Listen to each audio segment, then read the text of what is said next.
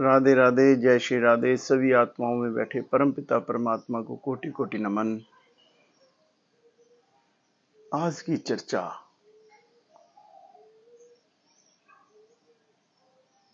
Vibration, ध्वनि, तरंग।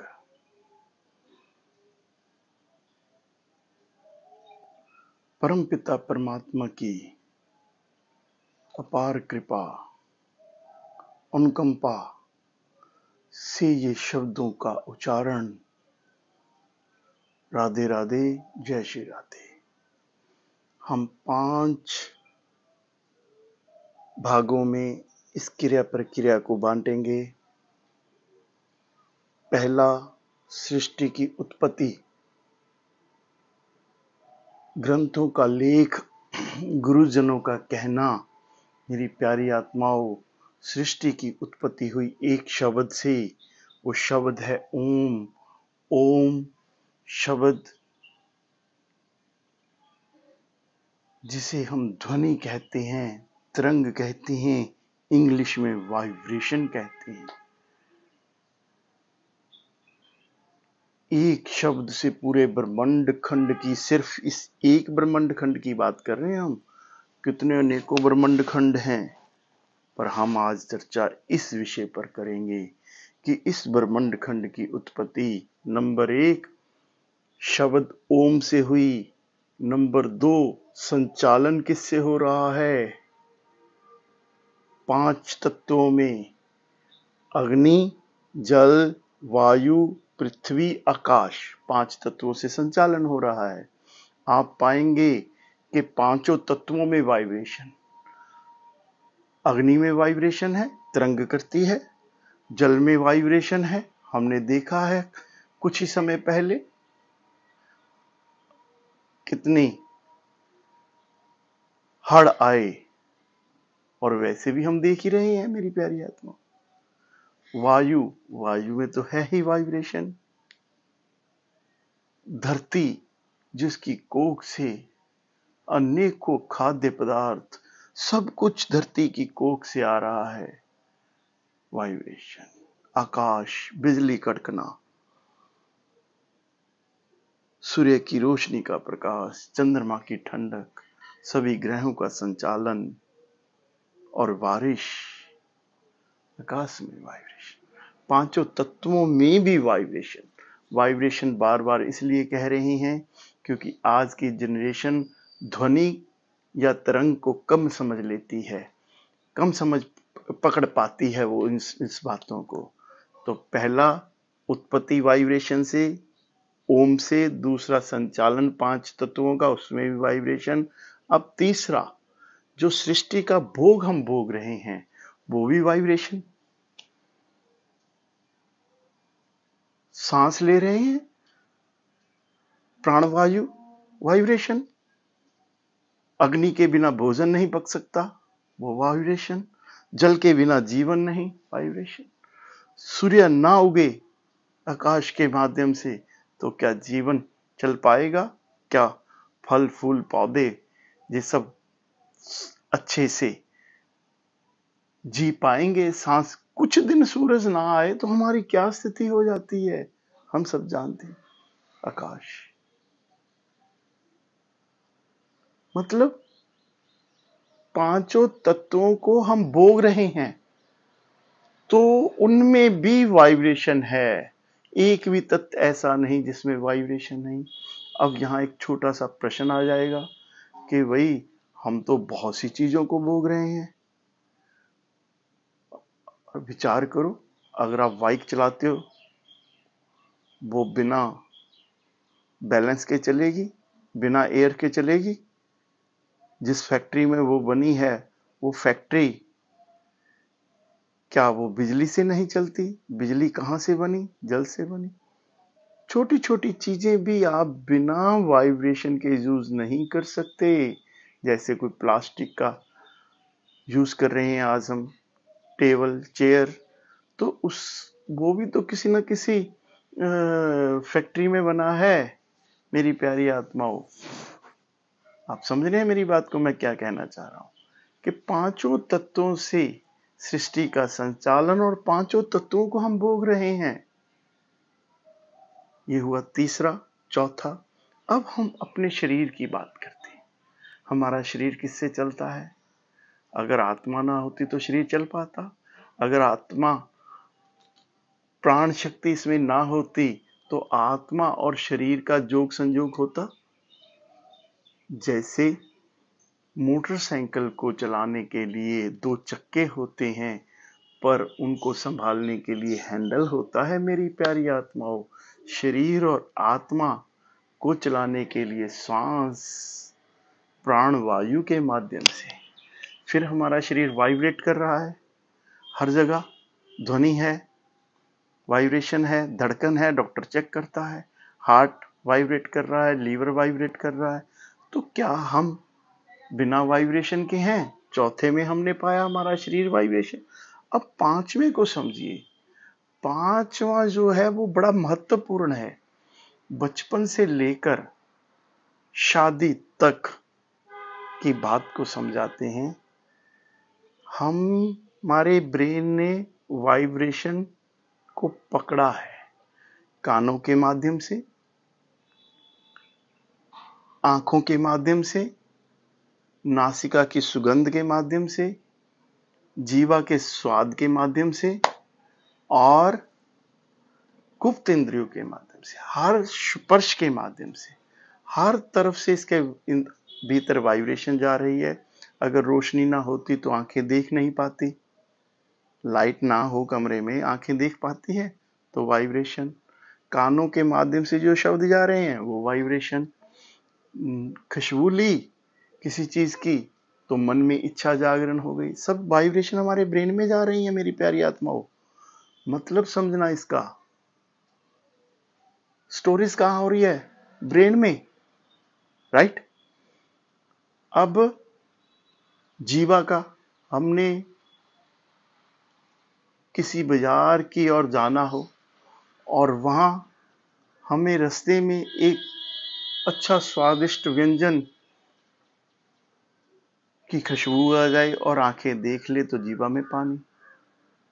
स्पर्श, किसी अच्छे फूल को देख लिया या किसी अच्छी वस्तु को देख लिया, उसको स्पर्श करने का मन करता है, चाहे किसी कपड़ा हो, कुछ भी हो, आप भाव को समझिए। तो ये वाइब्रेशन स्टोर कहां हो रही है? ब्रेन में। और कब से हो रही है? ध्यान देना अब इस बात पर। बच्चा बचपन से ही जिसको देखता है, सुनता है, उसकी ओर आकर्षित होता है। जो उसको सुनाया जा रहा है वो पकड़ रहा है। थोड़ा सा बड़ा हुआ, बाल गोपालों में खेलने लगा, जैसी रंगत वैसी संगत आने लगी, ये सब हम देख रहे हैं।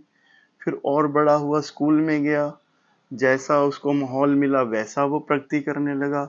और सब स्कूल में तो मेरी प्यारी आत्माओं वो 5 या 6 घंटे रहता है, तो ज्यादा तो समय घर में बताता है। जो घर का समय देखता है, माहौल देखता है, वही उसको पकड़ पाता है। फिर बड़ा हुआ, कॉलेज में गया तो वैसी वाइब्रेशन उसने स्टोर की। तो कॉलेज के बाद चाहे वो किसी के साथ अटैच हो गया, चाहे उसको कोई लाइफ पार्टनर मिल गया, धर्मपत्नी मिल गई या धर्मपति मिल गया, ऐसी स्थिति परिस्थितियां, जो वाइब्रेशन उसके भीतर स्टोर हुई है, या उसके बाद माता पिता बने, फिर दादा दादी बने, आज तक आप अपने जीवन को टटोल कर देखो कि आपने शुरू से लेके आज तक अपने भीतर स्टोर क्या किया। और जो भैया स्टोरेज होती है मेरी प्यारी आत्मा, वही तो बाहर निकलेगी। अब स्टोरेज कौन सी की है हमें सबको पता है। आज टेक्नोलॉजी का जमाना है, तो आप मेमोरी कार्ड में जो फीड करोगे, फोल्डर खोलोगे वही तो खुलेगा। अगर वायरस है तो वायरस आएगा, हैंग होगा। अब इसके ऊपर हमें चिंतन करना है एक उदाहरण के माध्यम से, कि भाई हमने अपने घर के स्टोर में कोई भी सामान बच जाता है, भाई ये फिर काम आ जाएगा, हम उसको रख देते हैं। क्या हम कभी उस स्टोर की सफाई करते हैं? नहीं, जब जरूरत पड़ने पर हमें उस सामान की आवश्यकता होती है तब हम कहते हैं कि भैया बाजार से पकड़ लो, 10 रुपए की तो आइटम है। तो वो स्टोर को हमने डस्टबिन बना दिया है। ऐसे ही हमने अपने ब्रेन की स्टोरेज को क्या बना रखा है, आप स्वयं विचार करो। जिस घर में आप रहते हैं, जिस स्थान पर आप रहते हैं, वहां आप सफाई किए बिना नहीं रहते, हर रोज सफाई करते हो। और जो आप स्नान करते हो, स्वच्छ वस्त्र पहनते हो, ये सब बातें हमें पता है।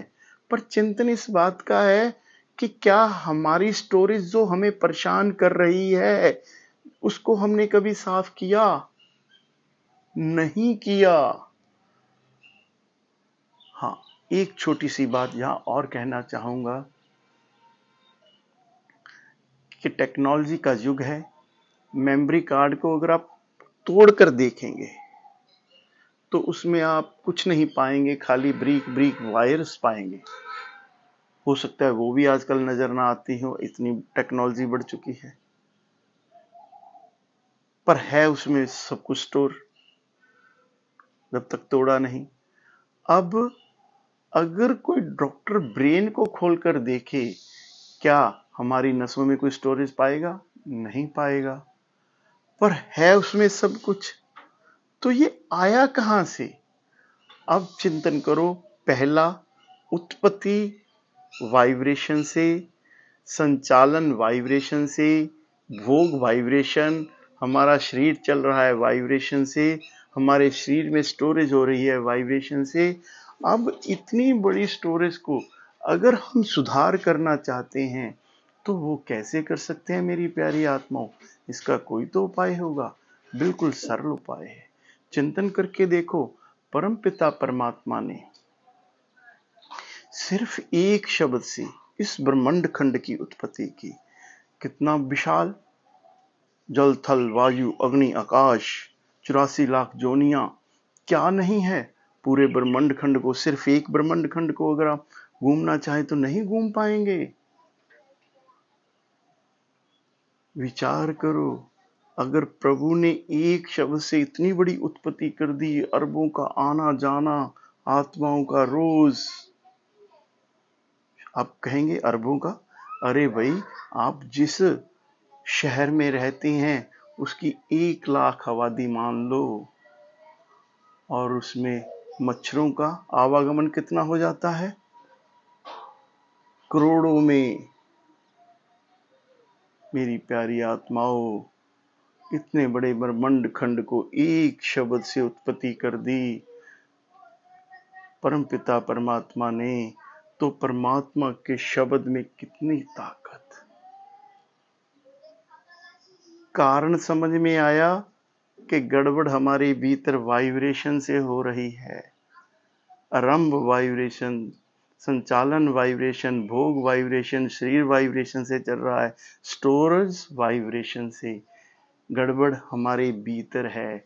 अगर बिजली वाले को बुलाओगे, वो चेक करेगा कि वही लाइट खराब है तो मीटर में लाइट है तो अंदर फॉल्ट है, अंदर ढूंढेगा। अब हमें पता चल गया है कि फॉल्ट हमारे भीतर वाइब्रेशन से। तो हमने उसको सुधार कैसे करना है? परम पिता परमात्मा ने एक शब्द से सृष्टि की उत्पत्ति की, इतने बड़े ब्रह्मांड खंड की। तो इसका निवारण भी परम पिता परमात्मा के शब्द का जाप है।